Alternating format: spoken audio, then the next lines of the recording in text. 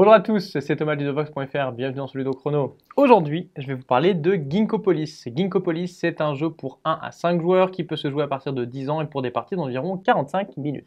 Dans Ginkgopolis, vous allez participer à la construction de la ville qui est ici. Pour cela, vous allez construire de nouveaux bâtiments, vous allez les exploiter, vous allez faire monter en taille les bâtiments. Tout cela va vous permettre de marquer des points de victoire et c'est le joueur qui aura le plus de points de victoire à la fin de la partie qui sera le gagnant. Donc au début de la partie, on va créer la ville de départ avec les 9 tuiles qui sont ici et on va mettre des jetons urbanisation autour de cette ville. Ils indiquent comment on peut étendre la ville. Chaque tuile correspond donc à un bâtiment et elle va avoir un numéro et surtout une couleur. La couleur du bâtiment indique ce que va nous faire gagner ce bâtiment lorsqu'on l'exploite. Ici par exemple, pour ce qui est du jaune, on va gagner des points de victoire, le bleu va nous permettre de récupérer de nouvelles tuiles bâtiments et enfin le rouge va nous permettre de récupérer de nouvelles ressources.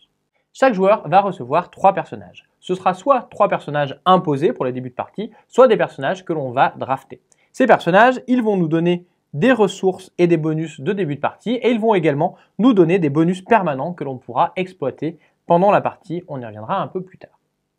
On va ensuite créer une pile de cartes. Cette pile de cartes, elle va être composée d'une carte par élément qui compose la ville. C'est-à-dire qu'on aura une carte par jeton urbanisation et une carte par tuile bâtiment. Au fur et à mesure de la partie, les cartes qui seront disponibles correspondront donc toujours aux différents éléments que l'on peut voir sur la ville. On va mélanger cette pioche et on va en distribuer 4 à chacun des joueurs. On est alors prêt à commencer la partie. Celle-ci est organisée en une succession de tours. À chaque tour, chaque joueur va choisir une des cartes de sa main, la jouer face cachée et éventuellement lui associer une tuile en plus.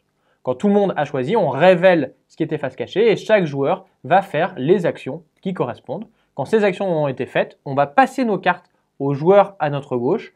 On va récupérer donc 3 nouvelles cartes. Tout le monde va piocher pour avoir 4 cartes en main et on va pouvoir commencer un nouveau tour.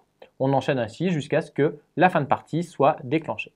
Alors évidemment, le cœur du jeu est dans les actions que l'on va pouvoir réaliser. Il y a 3 actions différentes. La première, ça va être d'exploiter la ville qui est déjà ici. Pour cela, on va jouer une carte seule. Lorsque cette carte est une carte urbanisation, on va tout simplement récupérer une ressource. En revanche, lorsqu'il s'agit d'une carte bâtiment, on va récupérer ce que nous propose le bâtiment. Ici, il s'agit d'un bâtiment bleu, je vais donc récupérer des tuiles et je vais en récupérer autant que le niveau du bâtiment. Ici, il s'agit d'un bâtiment de niveau 1 puisqu'il est au niveau 1 de notre ville, je n'aurai donc qu'une seule tuile. Plus tard dans la partie, si on construit en hauteur, on aura des bonus plus importants. Dans tous les cas, la carte utilisée pour exploiter va être défaussée et mise ici dans la défausse. La deuxième action, c'est d'urbaniser la ville, c'est-à-dire de lui permettre de s'étendre. Pour cela, il faudra jouer une carte urbanisation associée à une tuile. Lorsque l'on fait cette action, eh bien, on va tout simplement placer la tuile à la place du jeton urbanisation correspondant. Alors pas exactement à la place puisque le jeton urbanisation va être placé adjacent à la tuile que l'on vient de placer. Alors quand on fait cette action, il va se passer plusieurs choses. Tout d'abord, on va mettre des ressources sur le bâtiment que l'on vient de placer pour indiquer qu'il est à nous. De plus, on va pouvoir exploiter tous les bâtiments adjacents à celui-ci. Donc ici par exemple, je vais pouvoir immédiatement exploiter le bâtiment qui est là et récupérer un point de victoire. On va également, puisqu'on a rajouté un nouveau bâtiment dans la ville, on va aller chercher la carte de ce bâtiment et on va la rajouter dans la défausse. On va ainsi mettre un petit jeton chantier sur le bâtiment pour rappeler que si ce bâtiment a été placé, la carte n'est que dans la défausse, on ne peut pas encore la trouver dans la pioche. Pour finir, la carte qui a été jouée va tout simplement rejoindre la défausse elle aussi.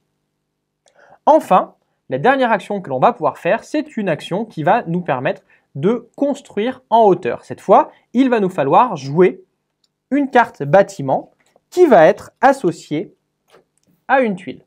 Dans ce cas-là, on va construire en hauteur, on va donc tout simplement mettre notre tuile par-dessus le bâtiment en question. Donc ici, par exemple, je vais mettre ma tuile sur le bâtiment qui va être là.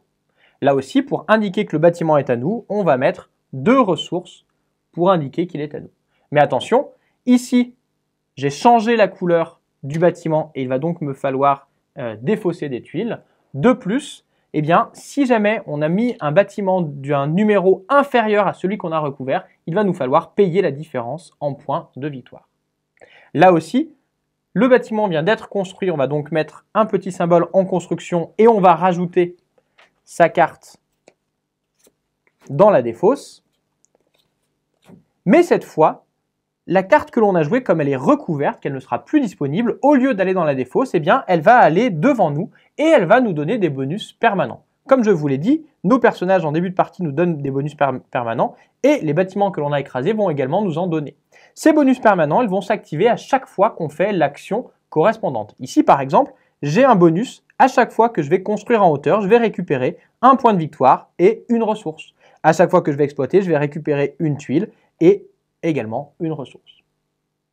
C'est donc les 3 actions que l'on va pouvoir faire à notre tour. Si jamais, à un moment, il va falloir piocher et que la pioche est vide, dans ce cas-là, eh bien, toutes les cartes de la défausse vont être mélangées pour faire une nouvelle pioche et on va enlever les jetons chantier pour indiquer que les cartes sont à nouveau disponibles. On va continuer ainsi jusqu'à ce que la pile de tuiles soit vidée une première fois. Dans ce cas-là, tous les joueurs vont pouvoir remettre en jeu des tuiles qui étaient derrière leur paravent et les rajouter dans la pioche. Chaque tuile qui est ainsi remise va permettre de gagner des points de victoire et on va pouvoir recommencer à jouer jusqu'à ce que la pile de tuiles soit vidée une deuxième fois. Dans ce cas-là, la partie s'arrête et on va passer au décompte des points. Pour le décompte des points, les joueurs vont additionner les points qu'ils ont marqués pendant la partie, les points qu'ils ont sur les cartes qu'ils ont réussi à récupérer lorsqu'ils ont construit en hauteur, et enfin les points qu'ils vont gagner grâce à leur présence dans les quartiers. En effet, lorsque l'on va avoir des bâtiments de même couleur adjacents, eh bien cela va former un quartier. Pour chaque quartier, on va regarder le joueur qui a le plus de jetons ressources dans ce quartier. Ici par exemple, si je prends le quartier jaune qui est ici, eh bien le joueur blanc va avoir 3 ressources dans le quartier en question, alors que les autres en ont que 2 ou 1. C'est le joueur blanc qui va contrôler ce quartier. Ainsi, eh bien, il va marquer autant de points qu'il y a de ressources en tout dans le quartier. Donc ici, le quartier jaune lui rapportera 6 points. On l'a vu tout à l'heure lorsque j'ai fait mon extension, eh bien, mon extension a été recouverte par un autre joueur qui a pris la place sur mon bâtiment. Ainsi, les joueurs vont pouvoir se gêner les uns les autres et prendre le contrôle des bâtiments construits par les autres. On fait donc le total des points marqués pour chacun des quartiers et c'est le joueur qui aura le plus de points à la fin de la partie qui sera le gagnant. Ginkgopolis, c'est donc un jeu dans lequel il va falloir jouer nos cartes intelligemment de façon à aider la ville à se développer en prenant les quartiers les plus intéressants et parfois au détriment des autres joueurs. Voilà, vous savez presque tout sur Ginkgopolis. Maintenant, à vous de jouer et à bientôt sur ludovox.fr.